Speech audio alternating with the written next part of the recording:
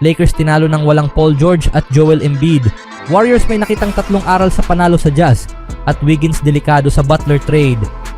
Ngunit bago ang lahat, kung gusto nyo ng original shoes, new running shoes, mabibili lamang sa halagang 1,299 pesos. I-click lamang ang link sa comment section. Si Tyrese Maxey ay umiskor ng 43 puntos upang pangunahan ang Philadelphia Sixers na naglaro ng wala sina Joel Embiid at Paul George sa isang 118-104 win laban sa Los Angeles Lakers nitong Miyerkules ng araw. Si Maxey, ang NBA Most Improved Player nung nakaraang season, ay ipinagpatuloy ang kanyang mainit na opensa habang sinusubukan niyang panatilihin ang Sixers sa loob ng saklaw ng play-in tournament. Sa kanyang huling 10 laro, nag-average siya ng 30.4 points at nalampasan niya ang markang ito sa ikatlong quarter. Nagtapos na may 41 puntos papasok ng ika-4 na quarter. Si Maxey ay nag-shoot ng 4 na 3-pointers at nagtapos na may 15 of 26 field goals. Pinalawak din niya ang kanyang career best streak ng 11 sunod-sunod na laro na may hindi bababa sa 25 puntos na ikinagalak ng ilang NFC champion Philadelphia Eagles na nakaupo sa courtside. Samantala, nawala sa Lakers si Anthony Davis matapos siyang magtamo ng abdominal muscle strain sa unang half ng laro. Si Davis ay naglakad papunta sa locker room na hawak ang kanyang tiyan gamit ang kanang kamay nang umalis siya sa laro may 2 minutes and 10 seconds remaining in first quarter. Nagtapos siya na may 4 na puntos sa loob ng 10 minuto bago siya ma-injure.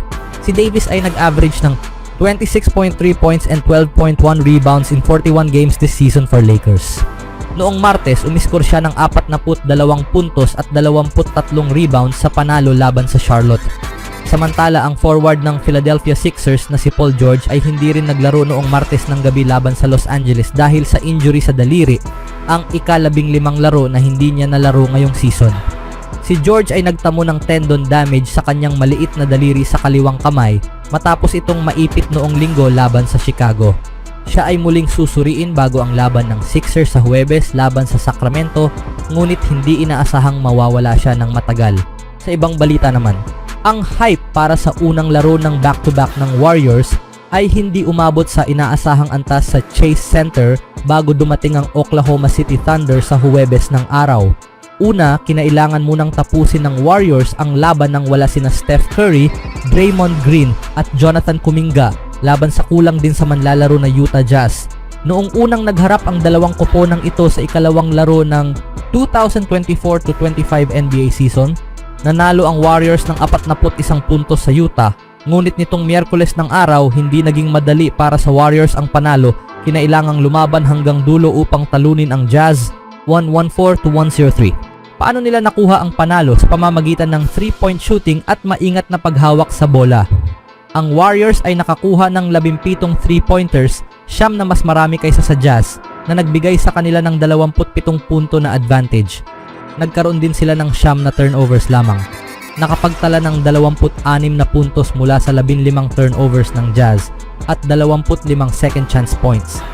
Si Dennis Schroeder at Brandon Podziemski ay nagsama upang umiskor ng 43 puntos sa kawalan ni Curry.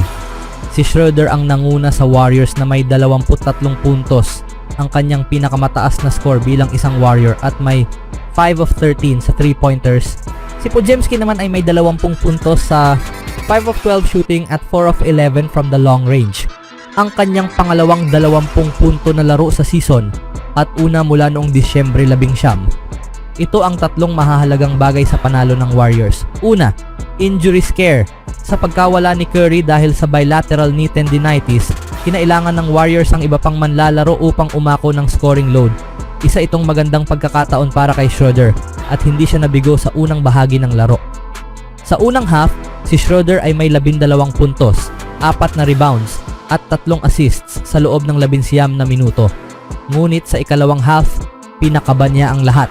Habang pumaposte para sa isang left-handed layup, bumagsak siya ng matindi at agad na hinawakan ang kanyang kaliwang tuhod. Kailangan niya ng tulong mula kina Drew Yoder, Medical Director, at Rick Celebrini, Sports Medicine Director papunta sa locker room. Mukhang tapos na ang laro kay Schroeder, ngunit nagulat ang lahat nang bumalik siya sa bench na may heating pad sa kanyang kaliwang ankle at nagsimulang mag-stretch. Sa 3:21 minutes mark in third quarter, bumalik siya sa laro. Nang siya ay lumabas, mayroon siyang 15 puntos. Pagbalik niya, dumagdag siya ng 8 puntos, tinapos ang laro na may 23 puntos. Pangalawa, pagtitiwala kay Kevon Looney. Sa parehong araw na si Trayce Jackson-Davis ay pinangalan ng Rising Star para sa NBA All-Star Weekend, nagsimula siya sa kanyang pangatlong sunod na laro. Ngunit matapos ang first quarter, hindi na siya muling ginamit. Naglaro si Jackson-Davis ng 6 na minuto at 10 segundo sa unang quarter. Samantala, si Kevon Looney ay nagpakita ng mas matatag na laro. Sa unang half, may 7 rebounds na si Looney, 5 sa first quarter at 2 sa second. Kaya naman mas pinagkatiwalaan siyang magsimula sa second half. Sa loob ng 17 minuto, umabot siya sa plus -15 with 6 points, 8 rebounds, 2 assists and 2 blocks. Natapos niya ang laro na may game high 11 rebound, 6 sa defensive, 5 sa offensive. Si Looney ay naglaro ng 24 na minuto mula sa bench, ang kanyang pinakamataas na playing time bilang reserve ngayong season, pangalawa kay Gui Santos na may plus -25. Pangatlo, mabagal pero sigurado, Kyle Anderson. Sa unang pagkakataon sa loob ng 15 araw, bumalik sa aksyon si Kyle Anderson para sa Warriors. Huling naglaro si Anderson noong Enero 13, pagkatapos ay na-miss ang 5 laro dahil sa injury.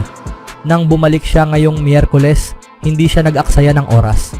Sa loob lamang ng 1 minuto, agad siyang nagpakitang gilas sa pamamagitan ng isang dunk.